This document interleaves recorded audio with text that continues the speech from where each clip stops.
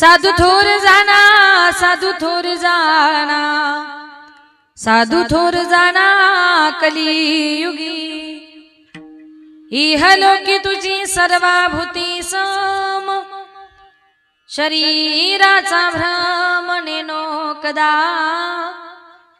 साधू थोर जाना साधू थोर जाना साधू थोर जाना कलियुगी नामा म्हणे गाय दूध एक सार साधू निरंतर वरते तैसा साधू थोर जाना साधू थोर जाना साधू थोर जाना कलियुगी नमो विठ्ठला राजया पांडुरंगा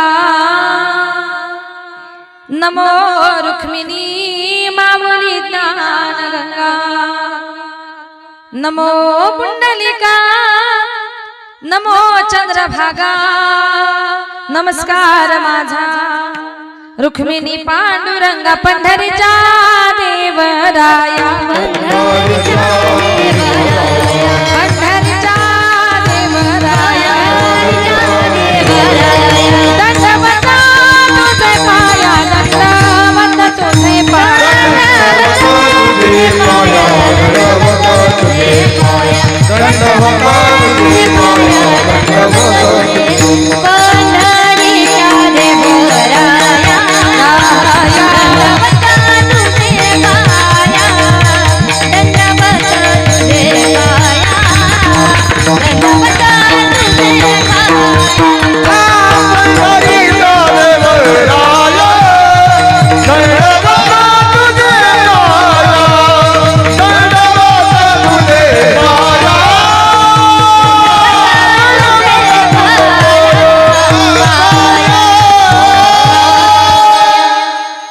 पंढरीचा देवराया दंडवत तुझे पाया अलंकापुरी रम्य सिंहासनस्थं पदं भोजते जस्फुरदिक् प्रदेशं विधीन्द्रादिदेवाय सदा स्तूयमानं समाधिसमूर्तिं भजे ज्ञानदेवं चले आओ जी पवन कुमार हमारे हरि कीर्तन में चले आओ जी पवन कुमार हमारे हरि कीर्तन में चले आओ जी पवन कुमार हमारे हरि कीर्तन में चले आओ जी पवन कुमार हमारे हरि कीर्तन चले आओ जी पवन कुमार हमारे हरि कीर्तन में चले आओ जी पवन कुमार हमारे हरि कीर्तन में चले आओ जी पवन कुमार हमारे हरि कीर्तन में हमारे हरि कीर्तन राम जी को लाना लखन जी को लाना राम जी को लाना लखन जी को लाना सब परिवार हमारे हरि कीर्तन में चले आओ जी पवन कुमार हमारे हरि कीर्तन चले आओ जी पवन कुमार हमारे हरि कीर्तन चले आओ जी पवन कुमार हमारे हरि कीर्तन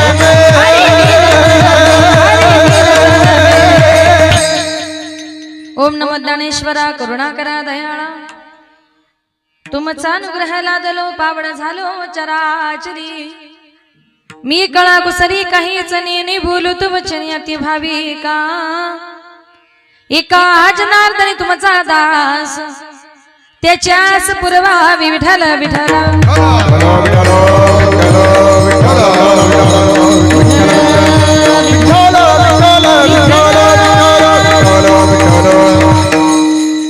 संत संगतीचे काय सांगू सुख आपण पारिखी नाही तेथे अभंगाला सुरुवात करण्यापूर्वी थोडासा परिहार द्यायचा तो असा सालावत प्रमाणे याही वर्षी आपल्या या श्री क्षेत्र काळखोडे गावामध्ये आयोजित भव्य दिव्य अखंड हरिनाम सप्ताह तथा ग्रंथराज ज्ञानेश्वरी पारायण सोहळा आणि या सोहळ्याच्या निमित्ताने वैकुंठवासी हरिभक्त परायण सकाराम महाराज वैकुंठवासी हरिभक्त परायण प्रल्हाद महाराज यांच्या कृपा आशीर्वादाने तसेच हरिभक्त परायण रामेश्वर महाराज तिजारी मुक्ताईनगर यांच्या प्रेरणेने समस्त ग्रामस्थांच्या सहकार्याने हा ग्रामस्थ मंडळी भजनी मंडळी यांच्या वतीनं गोड असा हा कार्यक्रम आयोजित केला। या सप्ताहातील आजचे दुसऱ्या दिवसाची कीर्तनरूपी सेवा कीर्तन पुष्प गुंफण्याकरता या ठिकाणी माझ्याकडे आलं।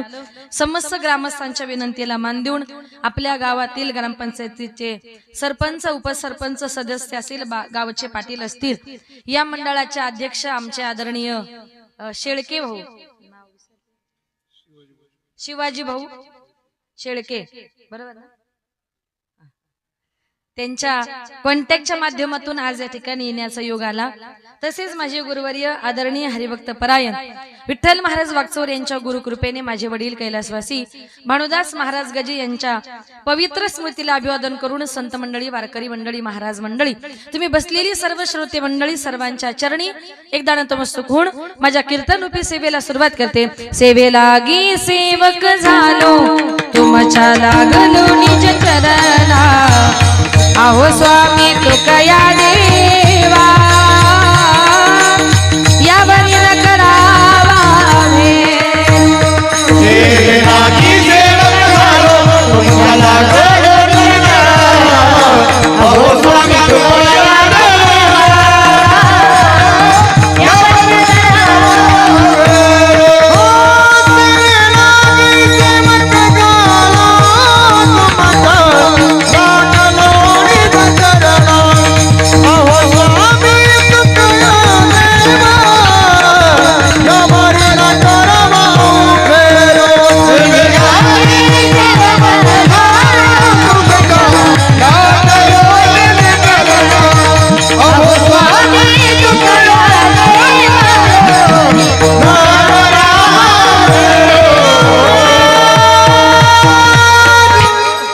सेवेलागी सेवक झालो तुमच्या लागलो निज चरणा मस्तक हे पायावरी वारकरी संतांच्या प्रस्तुत प्रातप्रसंगी कीर्तन रूपी सेवे करता निवडलेला अभंग ज्यानं भागवत संप्रदायाचा प्रचार आणि प्रसार थेट पंजाब पर्यंत केला।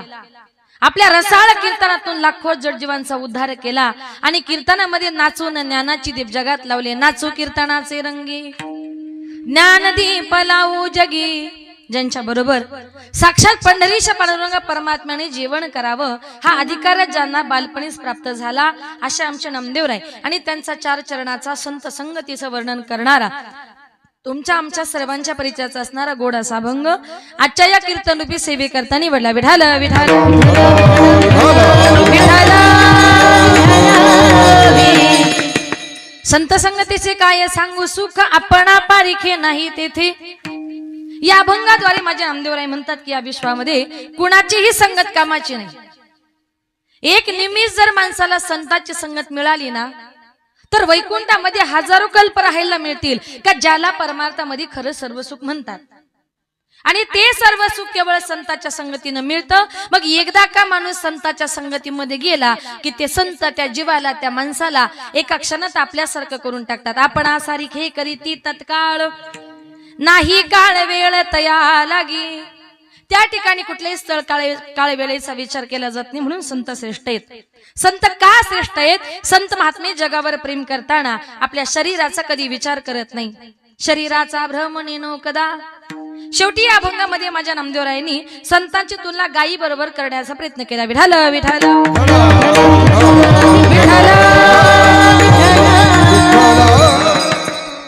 संत संगतीचे काय सांगू सुख।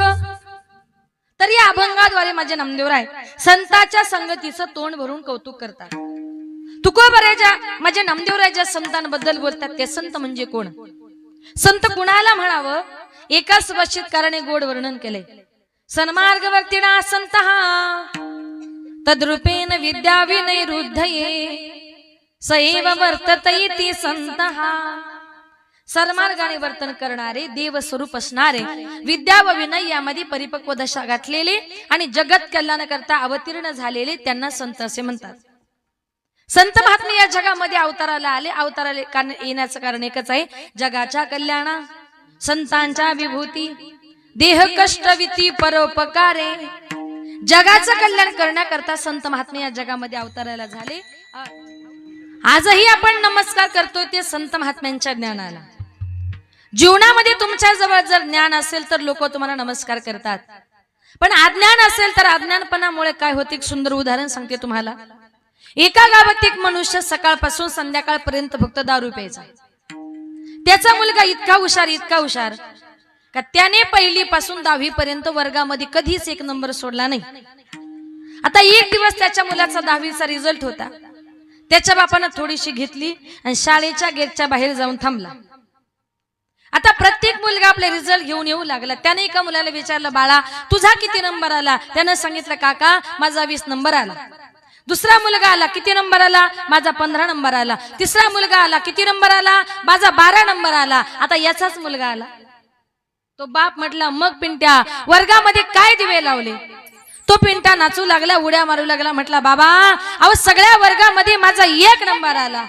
तो बाप म्हटला, पिंट्या अरे लाज वाटत नाही का तुला? काय झालं बाबा? अरे लोकांच्या पोरांचे 15-15, 20-20 नंबर आणि तुझा फक्त 1च नंबर. याला कारण का? त्याच्या जवळ असलेलं अज्ञान.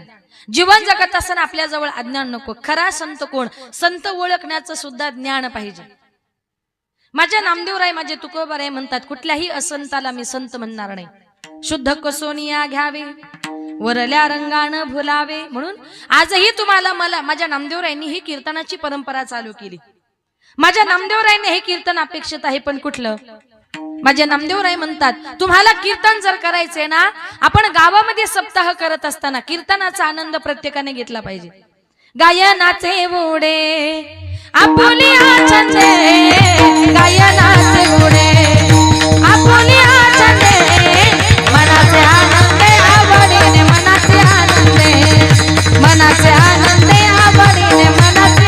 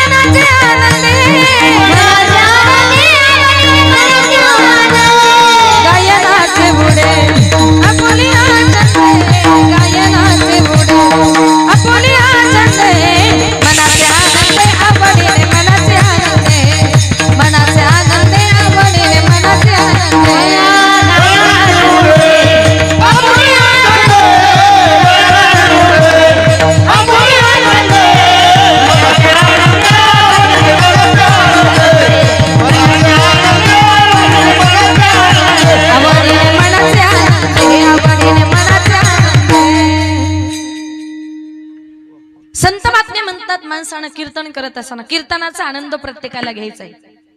कीर्तन करत असताना कीर्तनकारांनी थोडंसं थोडंसं गायन करायचंय. बाकीच्या टाळकऱ्यांनी थोडंसं नाचायचंय. नुसतं नाचायचं नाही तर उड्या सुद्धा मारायच्या. काही टाळकरी कीर्तनात आशे नसतात ना, कपड्याची इस्त्री सुद्धा मोडू देत नाही. तुम्ही इस्त्री करून आलेत का सगळे? नाचलं पाहिजे, कीर्तन पाहिजे. माझ्या नामदेवरायांनी सुद्धा कीर्तनाची परंपरा सुरू केली ना. माझ्या नामदेवरायांना कीर्तन अपेक्षित आहे, पण कुठलं? नाचू कीर्तनाचे रंगी, ज्ञानदीप लावू जगी. नाचून जर कीर्तन केलं तर माझ्या भगवंताला त्याचा आनंद वाटतो. हे संत महात्मे तुम्हाला मला प्रत्येकाला शिकवतात. कीर्तनाचा आनंद प्रत्येकाने घ्या. जीवन जगत असताना सुद्धा माणसाने जीवन आनंदाने जगलं पाहिजे. कारण का? मनुष्य जन्म तुम्हाला मला पुन्हा नाहीये. या जगामध्ये आपल्याला सगळं काही परत मिळेल, पण नरदेह हा परत मिळणार नाही.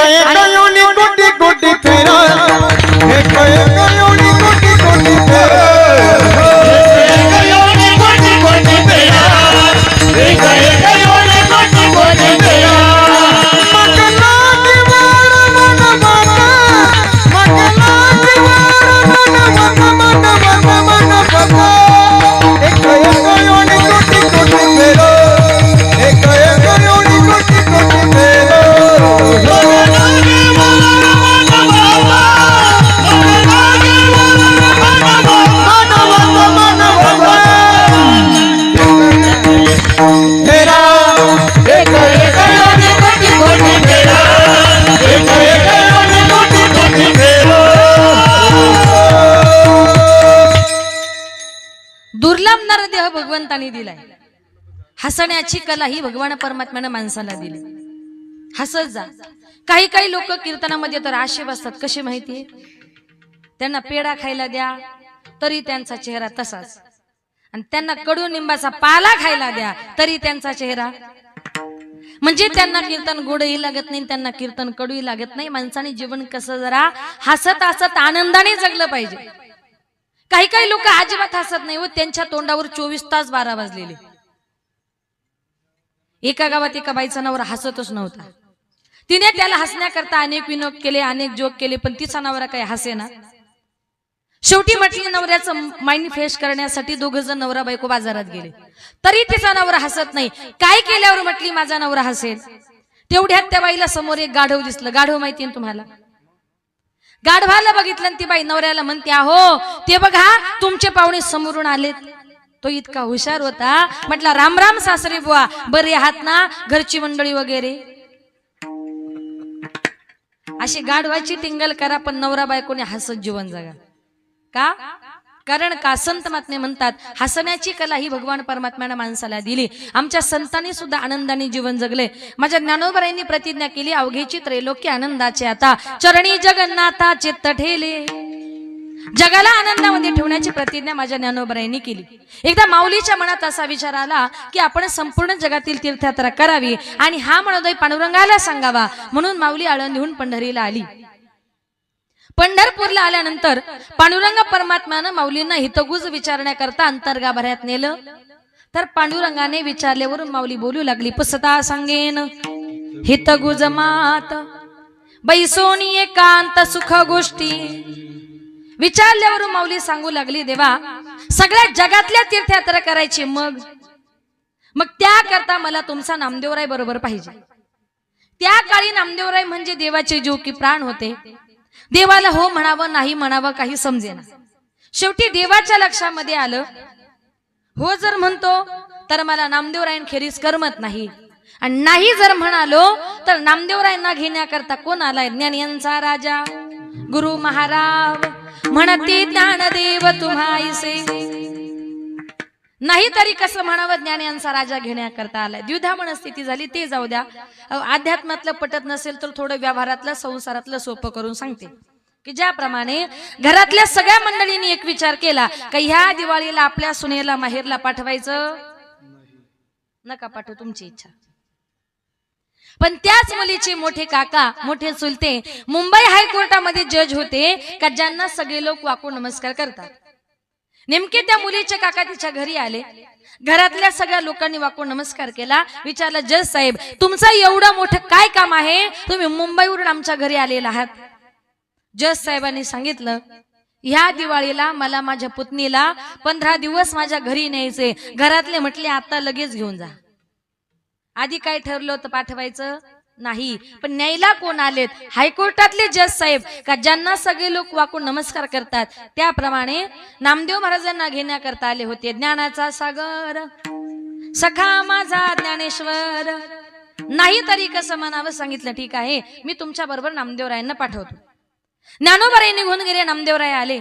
देव म्हणतात, नामदेवा अरे तुला ज्ञानेश्वर महाराजांबरोबर संपूर्ण जगातील तीर्थयात्रा करण्याकरता जायचंय.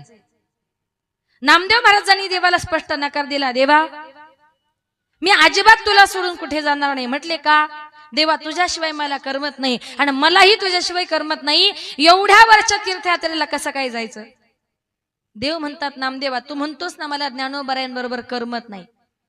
मी तुला ज्याच्या बरोबर पाठवतोय ना ते ज्ञानेश्वर महाराज आणि मी वेगळे नाही. नामदेव महाराजांची समजूत घालतात, देव म्हणे नाम्या पाहे, देव म्हणे नामा पाहे, देव म्हणे नामा पाहे, देव म्हणे नाम्या पाहे, देव म्हणे नाम्या पाहे, देव म्हणे नाम्या पाहे, देव म्हणे नामा पाहे. ज्ञानदेव मीच आहे, ज्ञानदेव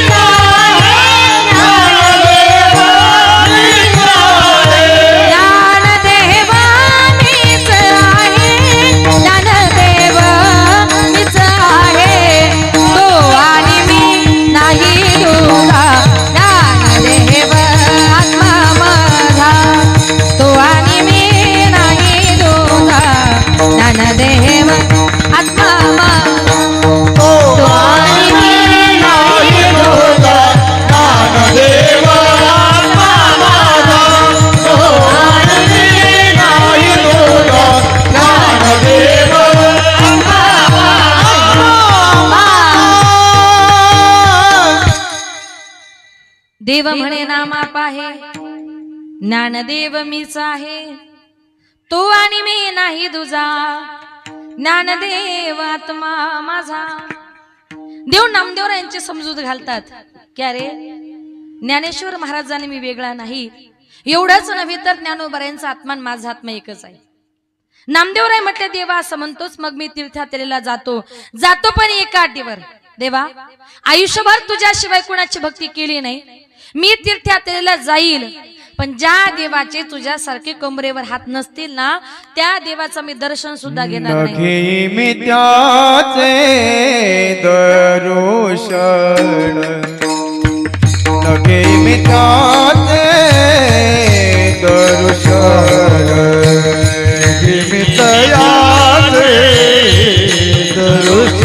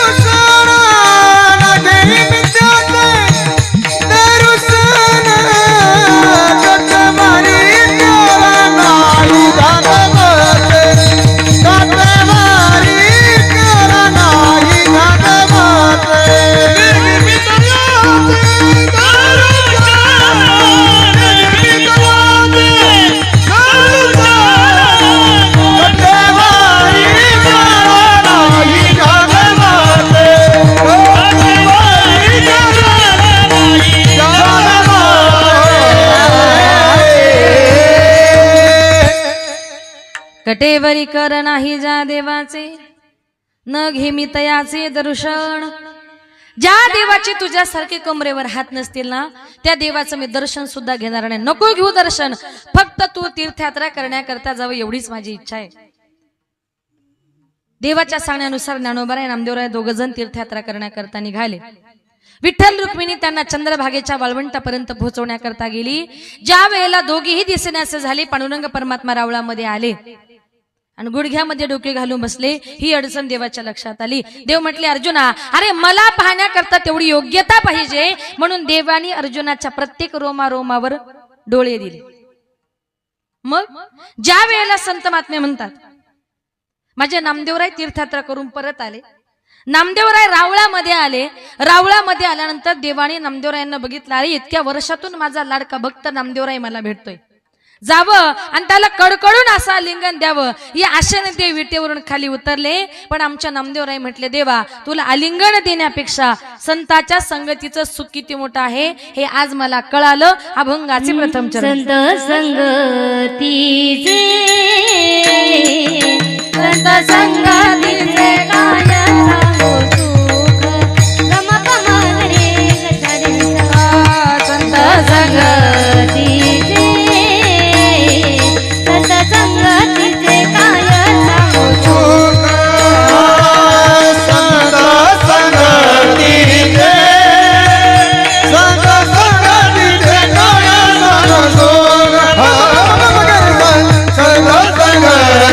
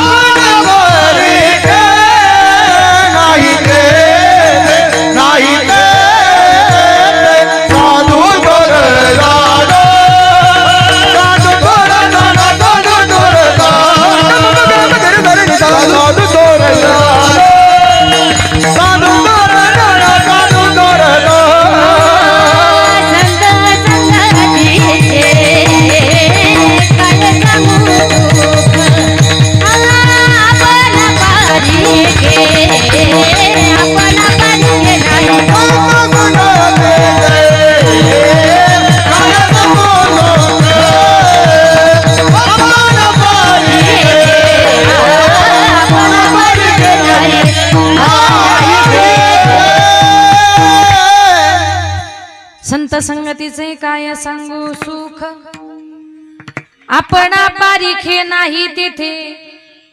नामदेवराय म्हटलं देवा तुला आलिंगन देण्यापेक्षा संतांच्या संगतीचं सुख किती मोठं हे आज मला कळालं. जीवनामध्ये संगतीला फार महत्व आहे. चांगल्याची संगत करा माणूस चांगला बनतो, वाईटाची संगत करा माणूस देखील वाईट बनतो. आता चांगल्याची वाईटाची संगत म्हणजे काय बघा, एखादा चांगला सज्जन मनुष्य असेल आणि खाणाऱ्या पिणाऱ्या माणसाच्या संगतीमध्ये जर गेला, तू त्याला एक दिवस गाडीवर बसवतो, त्याला ढाब्यावर नेतो आणि त्याला म्हणतो बाबा योगायोगानं माझ्या बरोबर आला तर आजचा दिवस थोडी तरी घे.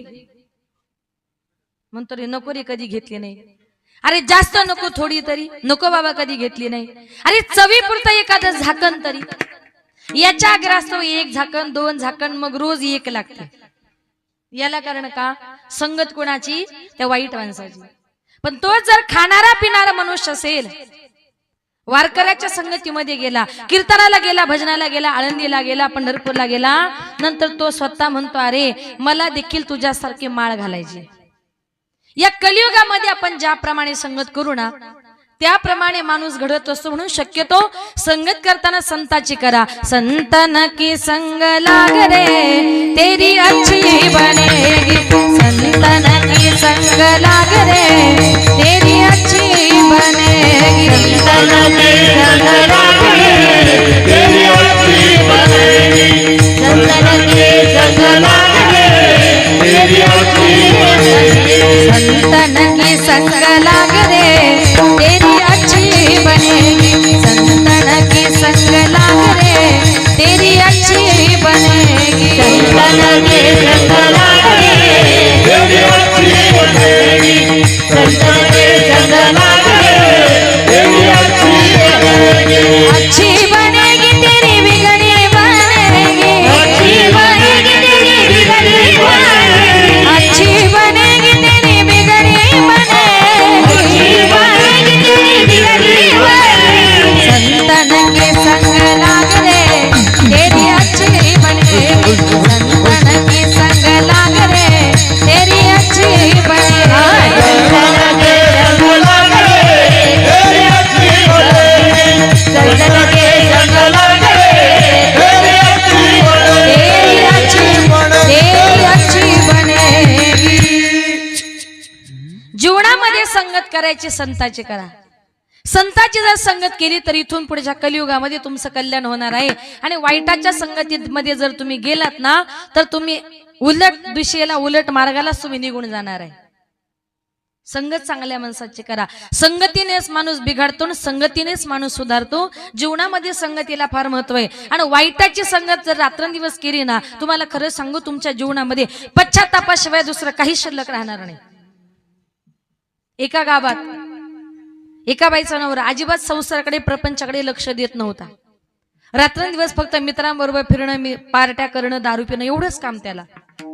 शेवटी ती मुलगी आपल्या आई बापाकडे गेली आणि सांगितलं आई बाबा काय मला बघून दिलं, घरामध्ये चांगलं अन्न खायला मिळत नाही, दुधाचा चहा सुद्धा मिळत नाही. बापानं सांगितलं बाई दिल्या घरी सुखी राहा, जिथं दिलंय तुला तिथं सुखामध्ये राहायचंय. हवं तर मी तुझ्या करता एखादी तुम्हाला बकरी करते का शेळी, दोन्ही करतात ना. हवं तर म्हटली मी तुला तुझ्या करता एखादी शेळी देतो, ही शेळीने दुधाला काम येईल आणि नंतर तुला तिच्यावर उदरनिर्वाह सुद्धा करता येईल. आता ती त्याची बायको ती शेळी घेऊन घरी आली, नवऱ्यानं बघितली. नवऱ्या म्हणतो काय ग एवढी मोठी शेळी तुझ्या बापाने दिली, देते का पार्टीला.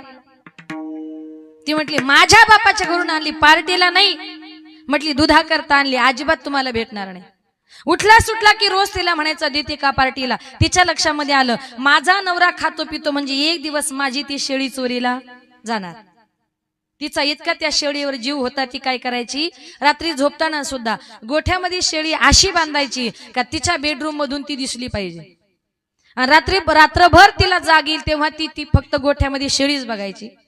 पण तिच्या नवऱ्यानं ठरवलं ही रात्रंदिवस शेळीला बघते, मला शेळी काही नेऊ देत नाही. म्हटलं अमावस्येचा दिवस साधायचा आणि अमावस्येच्या दिवशी बायकोने कितीही जरी खिडकीतून बघितलं तिला दिसणार नाही. रात्रीच्या वेळेला गोठ्यामध्ये जायचं, न्यायची शेळी चोरून न्यायची. म्हटलं अमावस्येची वाट बघत थांबला. अमावस्येचा दिवस उजाडला. अमावस्येच्या रात्री त्याला वाटलं बायको झोपली की काय. लगेच अंधाऱ्या रात्री गोठ्यामध्ये गेला. त्यानं ती शेळी नेली, तिची पार्टी बिरटी केली. सकाळी उठला, स्नान संध्या झाली आणि गोठ्यामध्ये त्या जनावरांकडे फेरी मारायला गेला. बघतो तर काय, त्या गोठ्यामध्ये शेळी तशीच. बायकोला म्हटलं काय ग, गोठ्यामध्ये शेळी तशीच कशी काय. बायको म्हटली अहो त्या शेळीचं मरू द्या, पण रात्री तुम्ही 2 वाजता गोठ्यातून आपलं काळं कुत्र कुठं घेऊन गेले होते आणि कुत्र्याचीच पार्टी केली नाही. मग नंतर त्याच्या जीवनामध्ये पश्चातापाशिवाय काही शिल्लक राहिलं का. संत महात्मे म्हणतात चांगल्या मार्गाने जा, सुसंगती सदा घडो आणि सुजन वाक्य कानी पडो. नेहमी चांगल्याची संगत करा, नेहमी चांगलंच ऐकण्याचा प्रयत्न करा. कारण संत महात्मे म्हणतात की जशी संगती तसा मनुष्य घडत असतो. संताच्या संगतीला किती किंमत आहे. अर्धक्षण घडता संताचे संगती, तेने हो यशांती महत पापा. संताच्या अर्धक्षणाची संगती किती महत्वाची. सुंदर उदाहरण सांगते, जरा लक्षपूर्वक ऐका. एका गावात एक साधू महाराज गंगेच्या किनारी त्यांनी स्नान केलं आणि गंगेच्या किनारी ते देवाचं ध्यान करत बसले. तेवढ्यात तिथल्या प्रजेचा राजा तोही नदीवर स्नान करता आला. त्यानं साधू महाराजांना बघितलं. म्हटलं कोणीतरी साधू दिसतात. गंगेच्या किनारी बसलेत महाराज. ते साधू महाराज काहीतरी मंत्र म्हणत होते. म्हटले साधूचा मंत्र आपण जर श्रवण केला तर आपला सुद्धा उद्धार होऊ शकतो. साधू म्हणतात तरी काय. तो राजा गुपचूप गेला आणि साधूंच्या पाठीमागे जाऊन उभा राहिला. ते साधू देवाचं ध्यान करत असताना त्यांच्या समोर नदीमध्ये एक बगळा पाण्यात चोच बुडवायचा, दगडावर घासायचा, पाण्यात चोच बुडवायचा, दगडावर घासायचा. त्या बगळ्याला बघून ते साधू महाराज म्हणतात अरे बगळ्या, अरे घी सगी कर तिखी करे, ऊपर लगाया पाणी, जिस कारण तुम तिखी करे वो सब हम जानी. बगळ्या, घासून घासून चोच तीक्ष्ण करतो, हे कशा करता करतो हे मला माहिती आहे. आणि हे साधूचं वाक्य राजाला हिंदी कळत नव्हती. त्याला वाटलं काहीतरी मंत्रच आहे. त्यानं ते डोक्यामध्ये ठेवलं आणि रस्त्यानं चालताना साधूचा मंत्र, संताचा मंत्र म्हणून त्यानं तो मंत्र 24 तास बोलायला सुरुवात केली.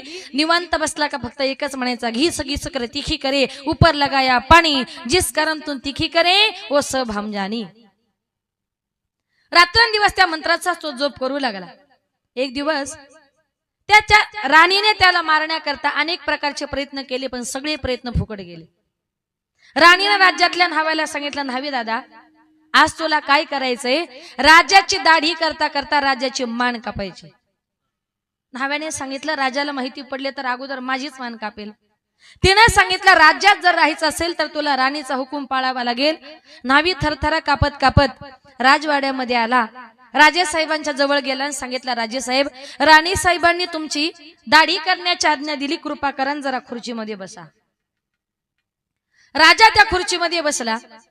सांगितलं होतं का दाढी करता करता मान कापायची. आता दाढी करता करता मान कापायची. पूर्वीच्या काळी न्हावी लोक काय करायचे, वस्त्राला धार लावण्याकरता ते काय करायचे, पाण्यात बुडवायचे, हातावर घासायचे, पाण्यात बुडवायचे, हातावर घासायचे. मग तो न्हावी सुद्धा काय करायचा, वस्त्रा पाण्यात बुडवायचा, हातावर घासायचा. त्या न्हाव्याला बघितलं तो राजा म्हणतो, अरे न्हावी दादा, अरे घी सगी कर तिखी करे, ऊपर लगाया पाणी, जिस कारण तुम तिखी करे वो सब हम जानी. न्हाव्या, घासून घासून वस्त्रा तीक्ष्ण करतो, हे कशा करता करतो हे 100% मला माहितीये. त्याला काहीच माहिती नव्हतं, फक्त साधूचा मंत्र म्हणून बोलत होता. न्हाव्याला वाटलं आता आपलं काही खरं नाही, राजाला माहिती पडलं. बघू म्हटले दुसरा प्रयत्न करून.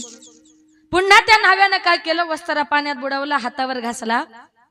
राजेसाहेब म्हणतो, न्हाव्या, अरे घी सगी कर तिखी करे, ऊपर लगाया पाणी, जिस कारण तुम तिखी करे वो सब हम जानी. आता काही खरं नाही म्हटला. राजाच्या अगोदर आपली मान कापणार. न्हावी थरथरा कापू लागला. हातातला वस्त्रा खाली टाकला, राजाचे पाय धरले, सांगितलं, राजेसाहेब मला माफ करा, याच्यामध्ये माझं काहीच नाहीये, हा सगळा तुमचा राणीचा प्लॅन आहे.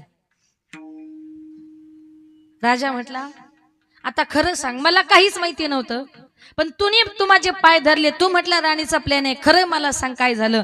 त्या वेळेला न्हाव्याने सांगितलं, राजे साहेब, तुमच्या राणीची आज्ञा अशी होती का राजे साहेबांची दाढी करता करता मान कापायची, म्हणून मी वस्त्राला धार लावत होतो. दुष्टांत संपला, पुढं त्यांचं काय झालं आपल्याला काहीच करायचं नाही.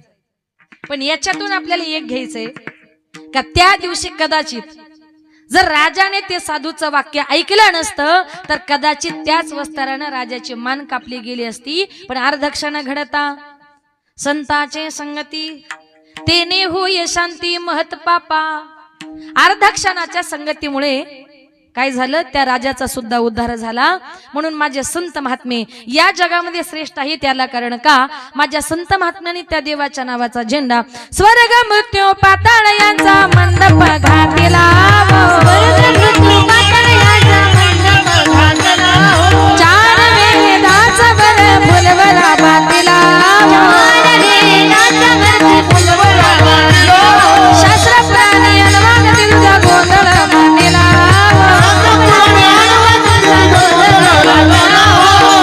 शिव संबळ घे बळिया